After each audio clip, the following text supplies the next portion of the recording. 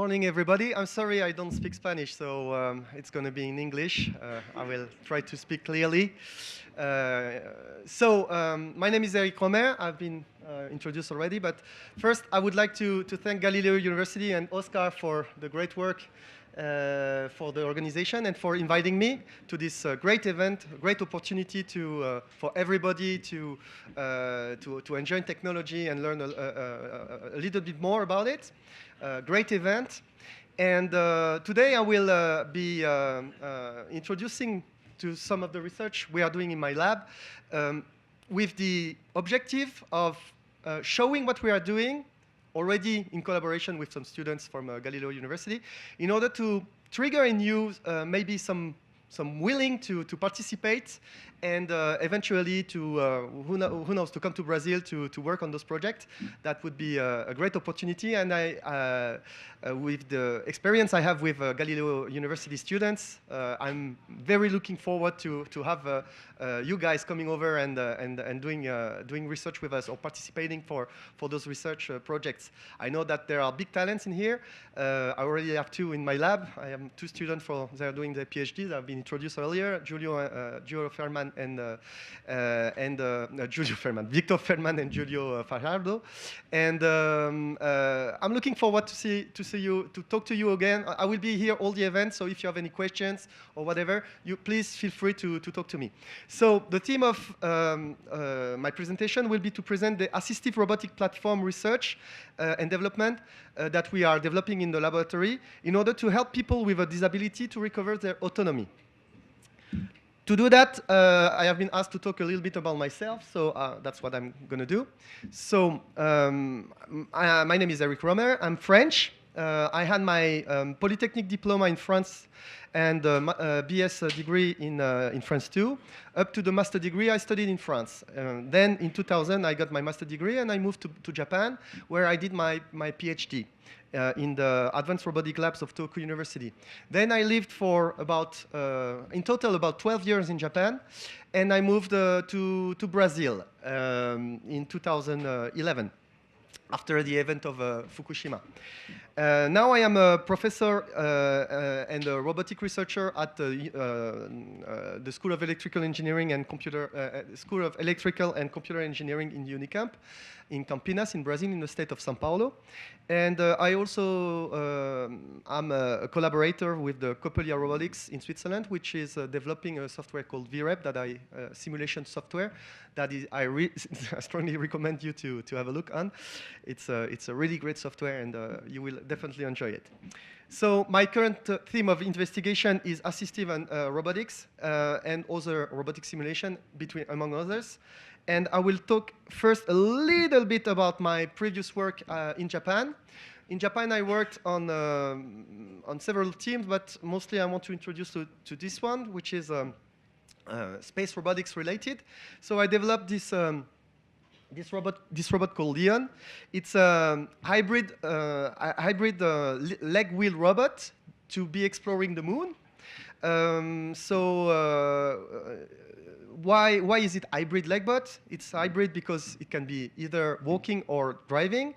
When you are over a soft plan area like sand, the robot is using the wheels in order to drive around, but it can transform those wheels into legs in order to walk around when the terrain is rocky. And the idea was to explore. This is from 2006, so it's a long time ago, but. The idea was to explore the moon craters where we were thinking that there might be some water. Now we know that there is water, and a lot of missions are going there. Derived from this project, my laboratory where I developed this one is actually sending a robot on the moon for 2020. They were finalists on the Moon Lunar Express,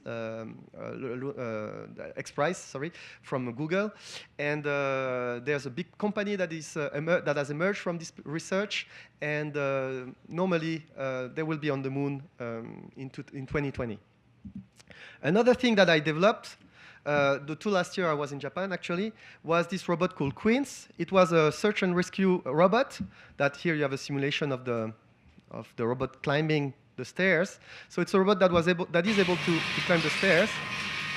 I'm going to turn off the sound because it's too loud for this one. So it's a robot that is having some flippers, like 4 flippers, and autonomously climbing the stairs. So you just put the direction and the flipper will adjust to the environment and being able to climb the stairs properly, and go up and go down.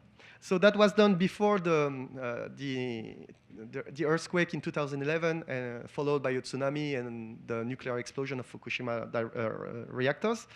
And after the explosion of the reactor, there was like a necessity of having some robots getting inside because the human could not go because of the high radiation. And this robot was changed a little bit to be able to sustain the radiations. And it was the first Japanese robot, or a little bit French though, but Japanese robot to be able to enter the plant, the nuclear plant, and was able to climb the stairs that the American robot from iRobot was not able to do, but tomato. So yeah, and this is actually some footage from some footage from an actual site in Fukushima. So you cannot go into this place. Here it's written like 128 millisieverts per hour. So you cannot stay more than a few minutes before dying. So it's better to send a robot instead of that. And the robot made well. I mean, it was great. He was successfully making some mission in there. One of them the communication was made through a cable, optical fiber that broke. So one of the robots is there. You cannot pick it up, but it's okay. Well, we have others, so it's okay.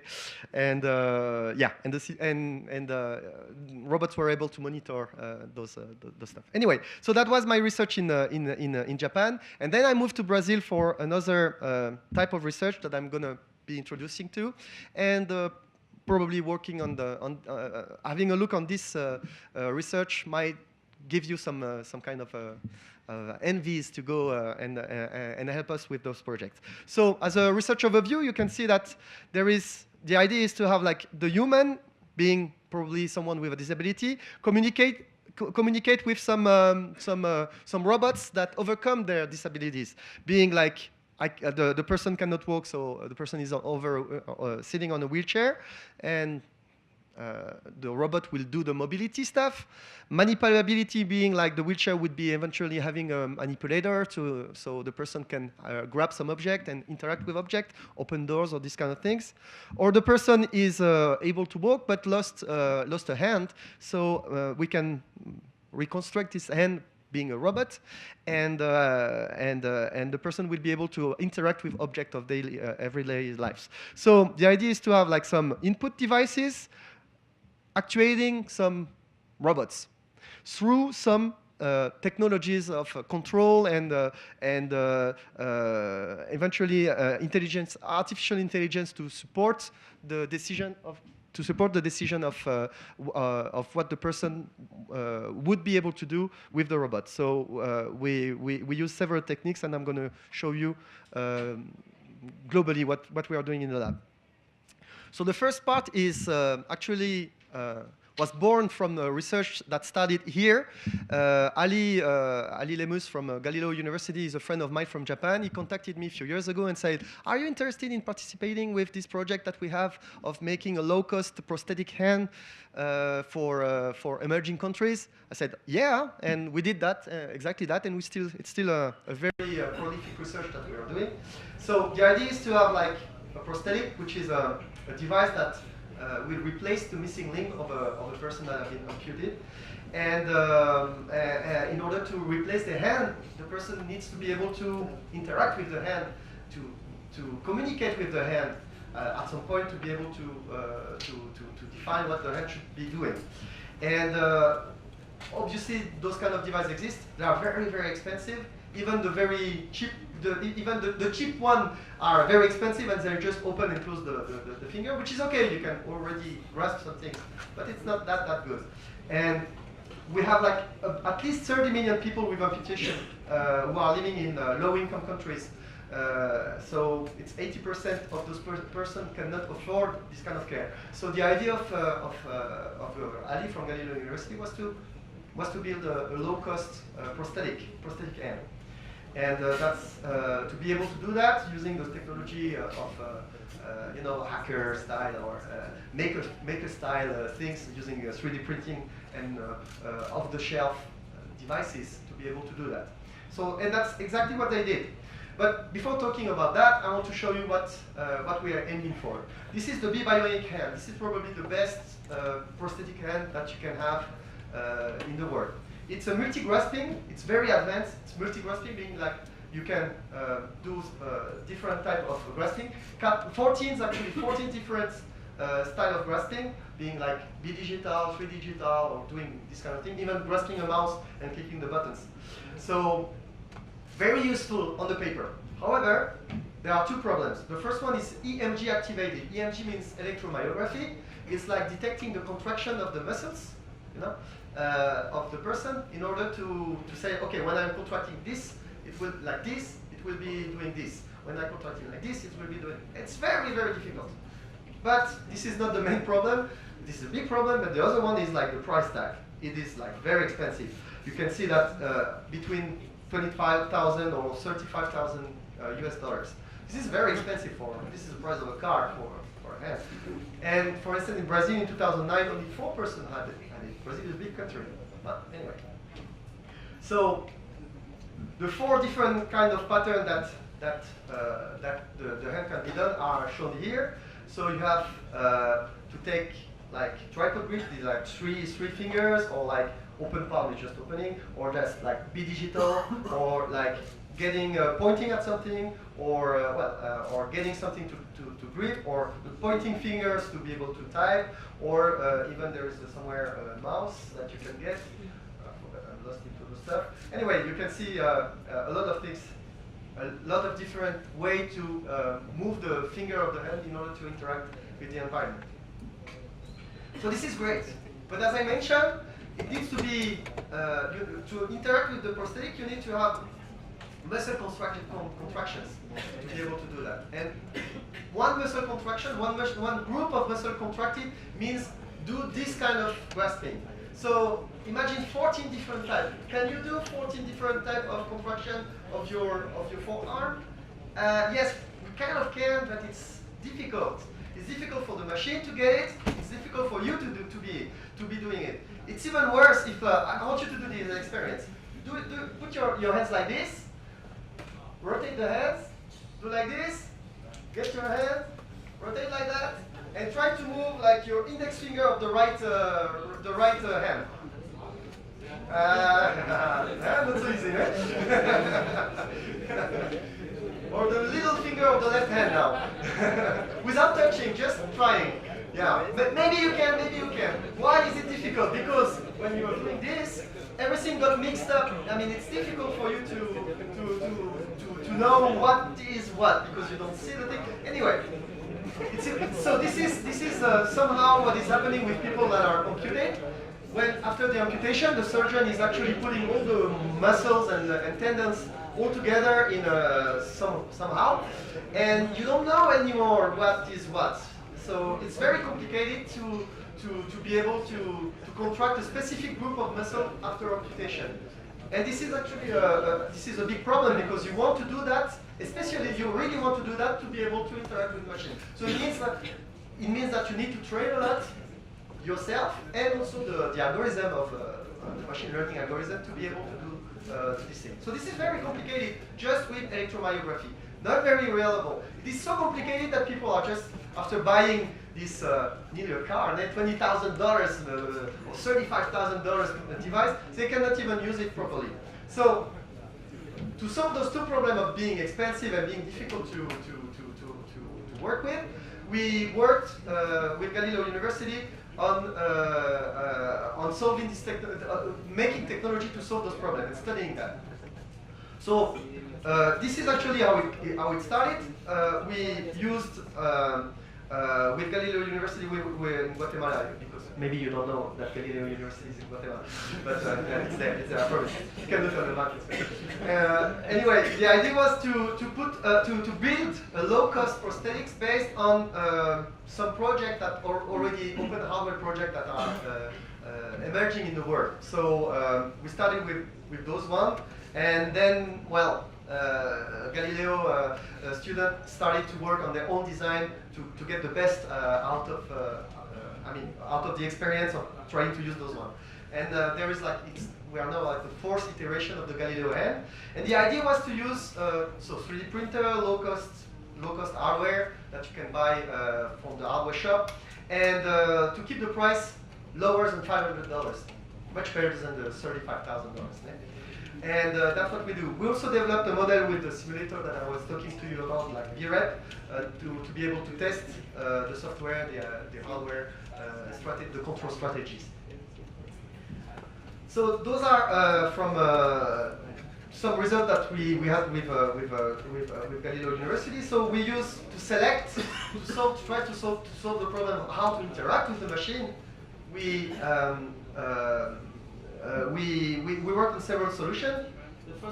The first one is having a touchscreen and electromyography. Being the touchscreen, you select with a touchscreen I want to do this thrust, and then the electromyography, just one contraction, whatever it is. So one contraction is easy to do, and to trigger the motion, to start the motion when you want. So an example here, for instance. So the touchscreen could be attached to the Galileo hand, or it could be a phone eventually. So that's exactly what we did.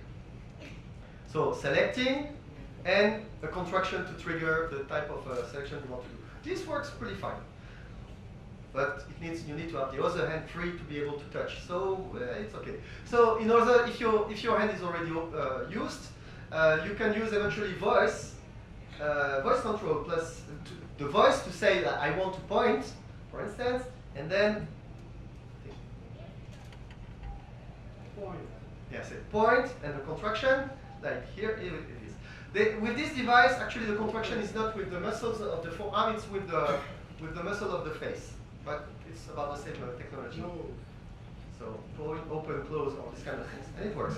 Okay, but you have to walk with this strange stuff on the normal.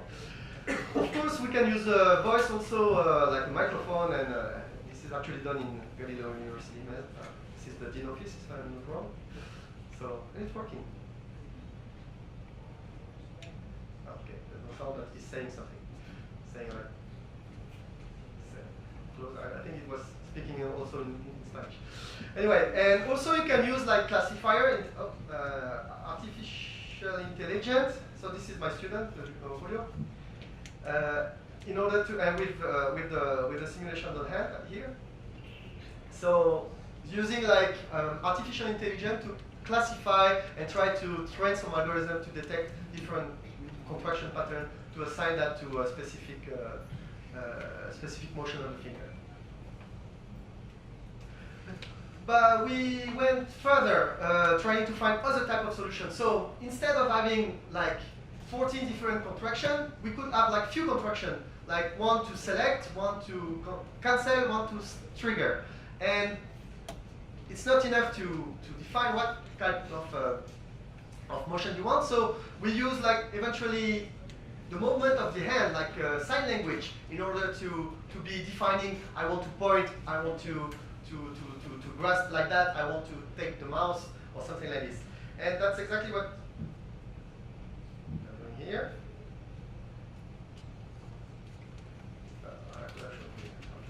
So.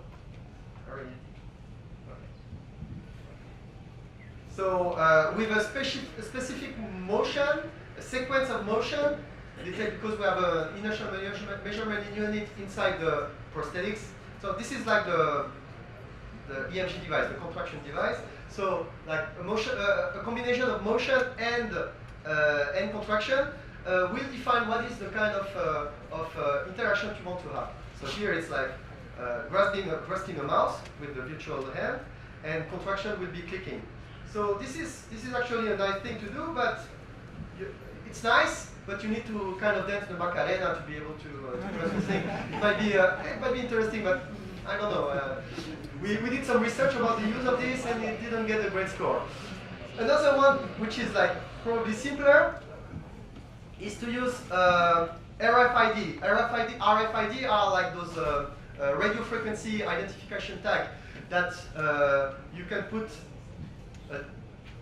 assign a tag to a grasping, and then you can, with a pass over the tag to define this is the grasping, like a power grasp, and then just one contraction will close the hand, and another type of contraction will release the hand. We can do these kind of things. So the advantage of this is that you can put some tags over the objects that you want to have access with. For instance, I put a tag, an RFID tag on my computer, so every time I pass my hand with the reader over the tag, I will be able to define that I want to have the point grasping in order to digit something, or on the mouse or something like this. So this is good, but you need to put some material over the thing you want to interact with.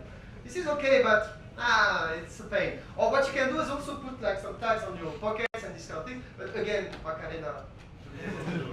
I mean, if you like Macarena, it's great, but you know. Anyway, so we came with another idea following the same direction. That was to use computer vision.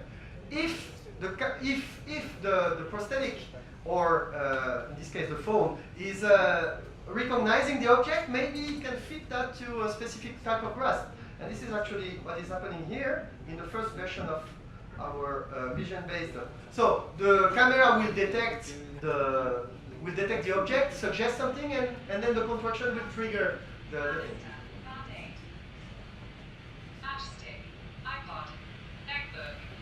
Notebook, finger pointing.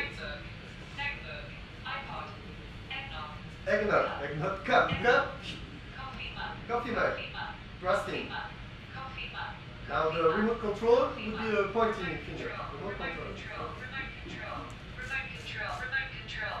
Lighter. Espresso maker. So that's great, but like for 2 minutes after that you don't want to do this voice anymore. Plus, imagine you are like, so when you're detecting a cup, a coffee mug, it will be okay, ready to close the hand. Okay, so you close the hand, then you start to drink, and while pointing at the cloud, there is a plane going, and you recognize the plane. It says, "Oh, look at the plane!" And then that would be a problem, right? So we need to work on this. On this thing. So we came up with this idea because now we have a lot of processing power in a device that is not cheap, but that everybody does have, is the mobile phone. So the idea was to lower the cost of the prosthetic hand using what everybody does have, is the mobile phone. Plus the mobile phone is good because you can download the app, you can update the app, you do plenty of things. So the idea is to have the mobile phone as a center device to do the high processing of computing the image in order to extract what is in the image, or also being connected with via Bluetooth to those devices to be able to detect the contraction, the muscular contraction, and via Bluetooth, also via Bluetooth, because you don't want to have link to the prosthetics. So that's what we did, and it lowers the price. It's great. Here is with the virtual hand. I have a nice demonstration here. So the idea is like when I'm doing this, it's taking a picture. Mouse, recognize the mouse, suggest me to do the mouse grid. I validate it, and then the mouse will be taken, and I can even contract again to click. Here I'm taking a picture of a bottle, but it says nematode, which is a verb, nothing to do. So okay, I take another picture. Water bottle. Water bottle, it suggests me, looks in the dictionary what is associated to water bottle. It is grasping like that. I validate. Coffee mug. That was the first time that it detects a coffee mug, so it suggests me something. I don't want it. I want the other one, etc., etc. And then it will remember the next time I see a coffee mug that it makes some statistics about the use associated to an object. So because, and it will suggest you the grasping that is the most probable, the most used, and then if you don't want it, the second most used, etc., and update the statistic at each use. So this is good because after a while, your hand will learn more about how you interact with objects. Also, as it is going through an app, we can synchronize that with other people, the dictionary of other people, in order to have a better resolution of a better use of the prosthetic. So, the method again, but anyway.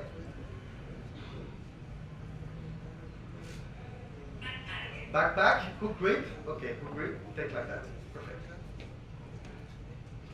And release. And release it. Okay? So, that was with the app, with using the camera of the mobile phone. So the idea was to put the mobile phone on your hand and use a small mirror to detect in front of it. But this is not really good because the mobile phone is actually heavy. I thought of that because it would be nice. You could put your phone as a charge on your hand, on your forearm, and that would be like also charging. You could charge the phone, you know, like this kind of thing, and it's cool that you have a big watch or something. But it's actually a problem because it's heavy. It's too heavy. The phone is heavy, the head is heavy, so you will quickly have some pain in the back. So we went for another. We went for another solution that was to put the camera directly inside the hand in order to take a picture. The hand is having a camera, and that's what we are doing. So we moved to another. The phone is still the processing power, but it asks for the picture via Bluetooth. So that's it. And we have like those results now. Those are bad videos made by my students. They are not good at taking videos, but anyway. So here we go. Taking a picture, recognizing. Okay, okay, here. And the hand is taking the wallet. Okay, or this one.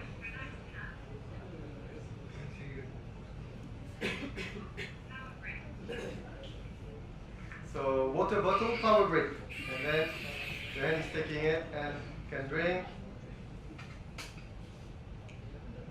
And yeah, they need to train still. But it's kind of working. We still have, that's why I'm showing it to you. If you want to participate, we are open for help. So that was for the hand. To recover, to help people with disabilities to be able to manipulate things. Now, we have other kind of disabilities that are like to be able to move around. So for this kind of disabilities, we are working on making a robotic wheelchairs that will be great to be able to help people to depending on the disability, to be able to dislocate themselves. Victor Fairman is actually doing his PhD, and we're starting to be going for the next version of the wheelchair that will not be a wheelchair, but will be an hexapod, being like you are inside, you know, like robotic legs over your legs. So to be able to, this is really, really cool, and we have like a lot of things to go. Unfortunately, I don't have slides because we don't have results yet, but anyway, it's on this way. So also, if you want to help, here we go. So this is a very complex graph showing that there is like human-machine interface to be able to communicate with the control part that will communicate with whatever devices we have there, the robot, being a simulation of a robot, being a robotic arm, being a wheelchair. We have also a smart environment because we want the person with a disability to be able to eventually turn on the light, change the temperature of the room, turn on the TV or whatever, this kind of thing. So it's a part of the architecture. We want to have also remote help. Remote help is like a caregiver remotely located, like close to the wheelchair or not, like at home. We can eventually connect via internet to the chair or to the house in order to help the person to solve the problem. And also a suggestion module, which is a cognitive agent, like intelligent artificial intelligence, that is actually helping, suggesting, reminding, doing these kind of things that Google is doing with, or Amazon is doing with the Echo, or stuff like this. So first I want to show the type of robot that we are using in the lab. So we are working with different robots, like small one, simulation of small one, big one, simulation of big one. This big one was actually bought like years ago in order to be able to simulate a wheelchair because we wanted to focus on the software, and it is about the size of a wheelchair. So we worked on this robot, but then we built our own robotic wheelchair. Actually, we have a second version and even a third version that is coming. So this is a partnership we have with a university in Japan, and they do this crazy wheelchair, which is, I'm going to show you how cool it is because it's even able to climb the stairs, or at least some steps. This is a friend of mine from Japan. He was doing his PhD at the same time as me. And I'm going to go further. Okay, blah, blah, blah, blah, blah. So the chair is totally omnidirectional. Further to show the good parts. This is a long video. So the chair can move like this in order to help people to climb on it. It's more mobility issues like for the aging society in Japan.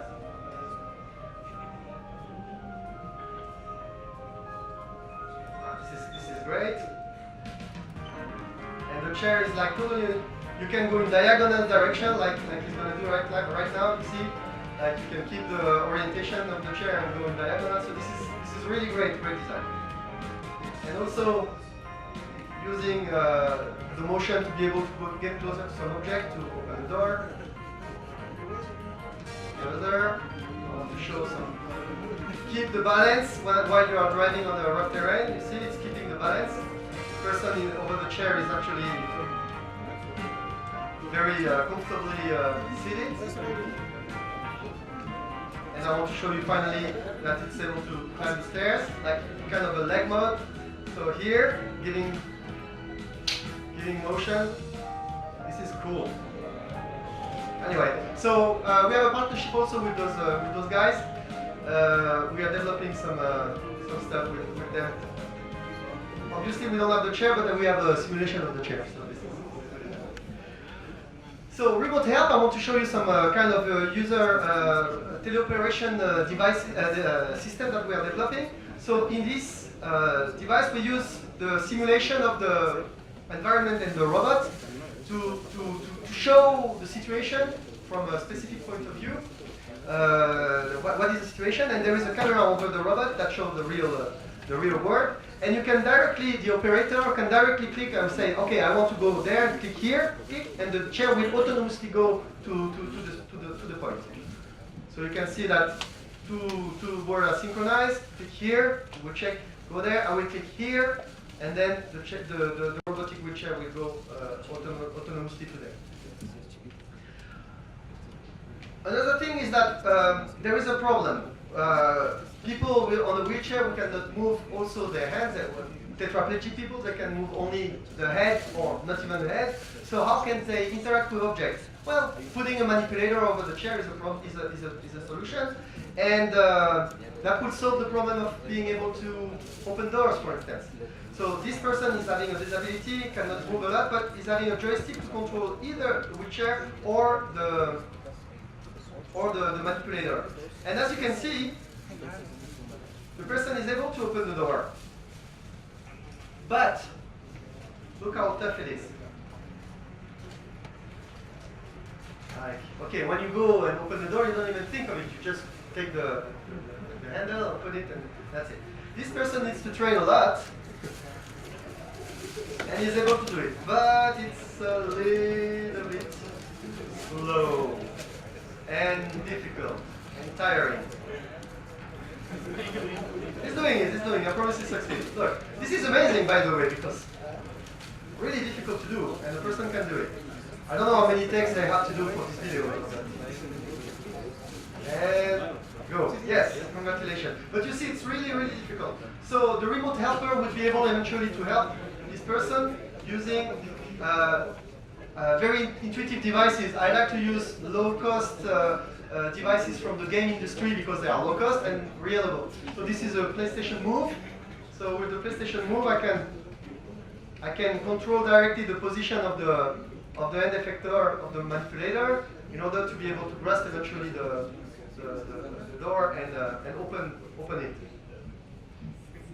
But we use also like, this is a lip motion. I don't know if you guys know what it is. It's a cheap device that is using infrared patterns projected on the hand in order to recognize where are your finger and where is your hand in the air. So, and you can use a manipulator using, okay, this is just a simulation, but see, person is able to control the position of the manipulator and the grasping tool with the position of the hand, and also detecting the position of the finger, the type of motion you do with the finger. You can grasp. It's going to do that right now. Video, up, go, grasp. But this is not very easy. As you can see, it requires some kind of training. It's not easy. It helps, but it's not very easy to do. So the best way to do is actually to let the robot do it for you. So to do that, the idea is like, what about putting an AR tag on the door to provide information on where is the grasping, where is the knob of the door to be able to open the door, what type of door it is. You have to push, you have to pull. What kind is it on the left or the right that the door is opening? So all of this can be passed through the information inside the tag of augmented reality. And also you have this frame of reference, which is very important to have frame of reference in robotics to be able to autonomously get to the place where the chair has to approach, to reach the door, open it, push it, pull it, I don't know, and go through the door. So this is something we are starting to do right now, and it's kind of a good idea. Here is an idea with the simulation. So I have a augmented reality tag in the hand, and just with a camera I am able to control the position of this robot. So the idea is like the algorithm is looking at this tag and grasping by itself, going by itself toward the doorknob to be able to open it.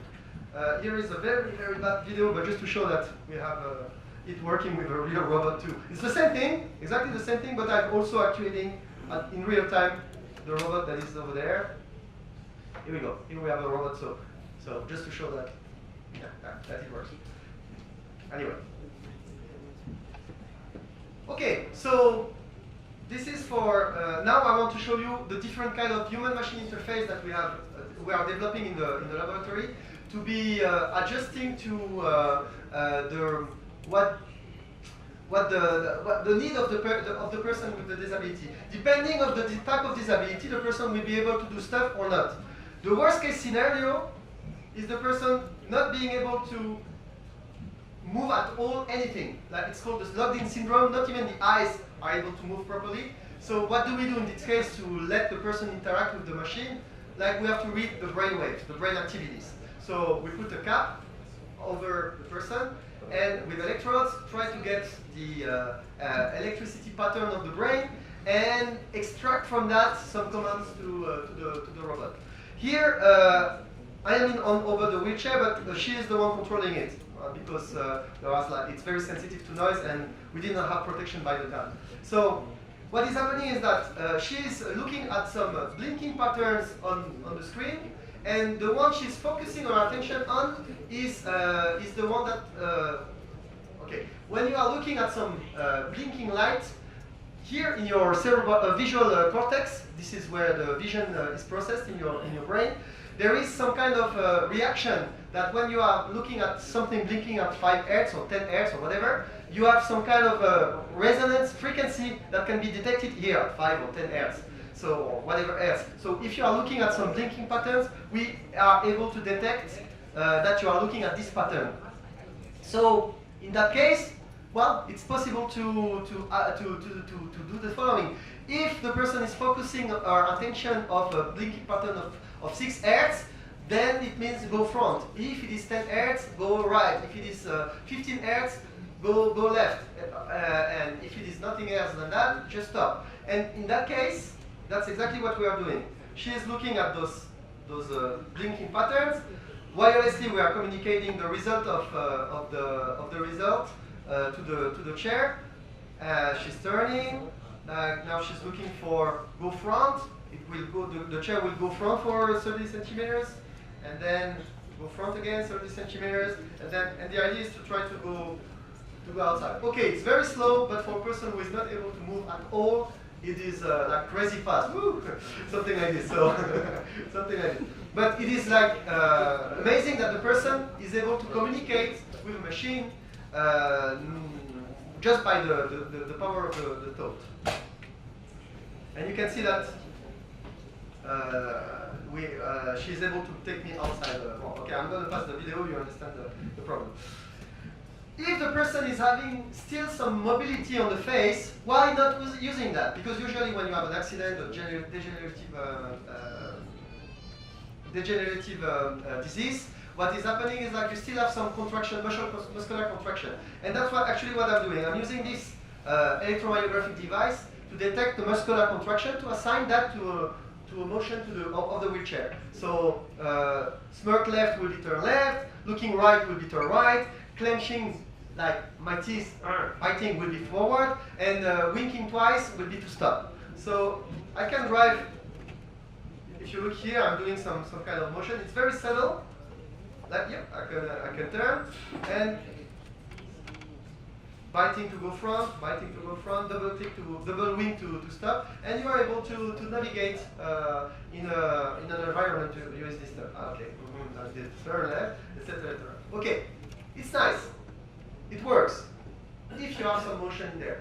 The problem is that you have to have something over you on your face, and this is especially this one using like wet electrodes. After a while, after 1 hour, the electrode are dry, so it's not working fine. It starts to itch. It's not a good solution, and people doesn't like to have like this kind of. Yeah, who said Professor Javier? Nobody, no? Okay, no, I don't like when my students, just because I'm bald. but that's the idea. Yeah, they call me my back like that. I know it. I will have my revenge someday. Anyway, at the moment of the final exam, anyway.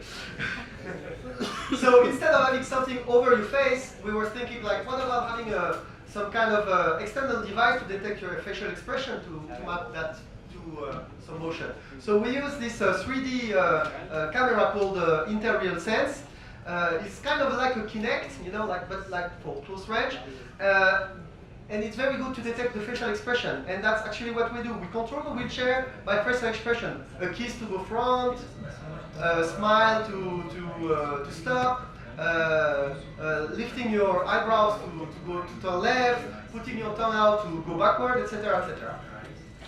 So you can see on the video, okay, raising the nose to go, etc. So here you can see. So this is great.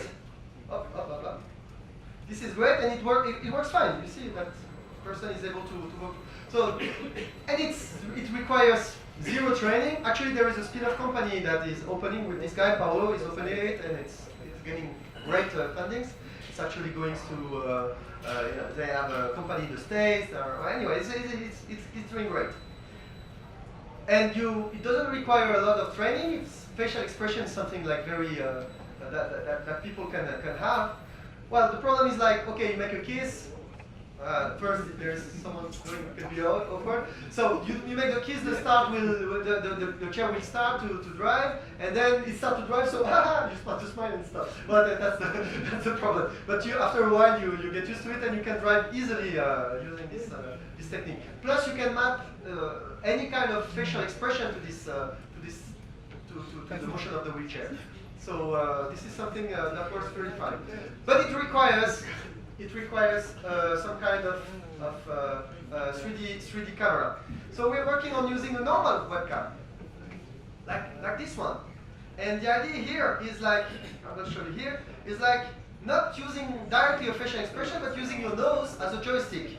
So you can see that if I go out of this area, I can go forward, turn left, turn right, and if I smile, it will be like having a button clicked, like in this case, like stop, for instance. So I can navigate here. It works also with the real wheelchair. You can drive easily like that. And it is nice also to have, if you look here, to navigate into menus. So we can actually drive around with a regular webcam here. But using the smile or facial expression to trigger something like eventually to stop or to open a new menu, like she's going to show, my student is going to show right now. Okay, so in the simulation, see, with the simulation it works fine also. Left, right, left or right, down button here. And she's going to smile sometime. Fine. Okay. It opens a menu where you can navigate and you go to the menu like turn on the light of the room, turn up the light of the room. So having this interaction with the environment, with the smart home. This is something really nice. You can go to the open door menus. The door are opening very fast. Or even like go for mouse control. So now she's controlling the mouse with the nose. So this is something that goes really nice. But with that, you can control the chair manually, being like directly controlling. You can do this kind of thing because it's very quick to react. I put my nose on the left, on the right, immediately the chair reacts. But depending on the type of disability and system that you are using, for instance, if you try to read the brainwave activities, it takes some time, it is troublesome, so we need to put something more than just manual control. We need to have other type of control. Like, for instance, this one is the point-to-go control. The operator is actually having a screen with a camera that shows what is in front of the screen, and some few places that you can put a selector, say I want to go this place, this place, this place, this place. And those buttons here are for fine adjustment, as you can see in this video. So the person is clicking on those buttons in here, so this is just a simulation, but the person is selecting where to go. I want to click here, and then the robot will dislocate here, and then click here, and then the robot will dislocate here. The idea is to go in front of this bookshelf in order to pick a book, for instance. So, like manual adjustment in here, and the person is able to drive around the robot properly, just with facial expression, for instance, or navigating into this stuff. Okay. So in this case, you have to tell the robot that you want to go this here, here, here. So it's autonomous on the short path. But it requires to have a display with a camera and something like this. And people with depending on the disability, sometimes there are difficulties at making the connection between what they see on the screen and what is the reality behind the screen. So we came to the idea of having a laser pointing at where the operator is looking. Instead of having a video feedback, we have directly a laser. So in this video, you can see that the student is controlling where the student is looking. There is a laser point that shows that we have a Pantene system that is pointing at the laser, and then he clicked on this. He selected this one, I remember, and then the chair is going by itself. It was this one, yeah, this one, and then the chair is going autonomously to the place that was pointed and validated by a byte. So here we go. The navigation. He clicked here, so the chair is autonomously going to this point.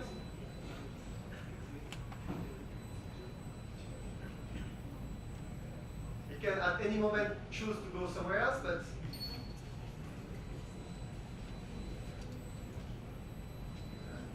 further, okay. Here. So this is where it goes. I have a better view. So, but also this is using an inertial measurement unit that is detecting the orientation of the face and mapping that to the Pantene system point on the ground. So where I'm looking, there is the laser pointing, okay? And then you can select and the laser will go. But again, you have to have like this IONI on your face. So we are merging with other technology of using the detection, just a single camera. So the camera is actually detecting the orientation of your face and special expression to act, to validate what you want to do. So this is the Pantene system, very simple, with a laser. And at first, my student Guilherme is going manually, so he's using the motion of the head to drive the chair manually. but it's kind of troublesome. So, but just to show that there is a mode that, okay, it goes, a smile, you will smile to stop the chair. Okay, beep, smile. Like to turn left, goes like that, and then a smile, I think a smile to actuate the motion. And then semi-autonomous mode. So semi-autonomous mode is the one where where it's looking, there is a dot, and the laser dot is actually where the chair will go if validated. So this is the user posture, and posture to go to this destination is going to validate the point somewhere.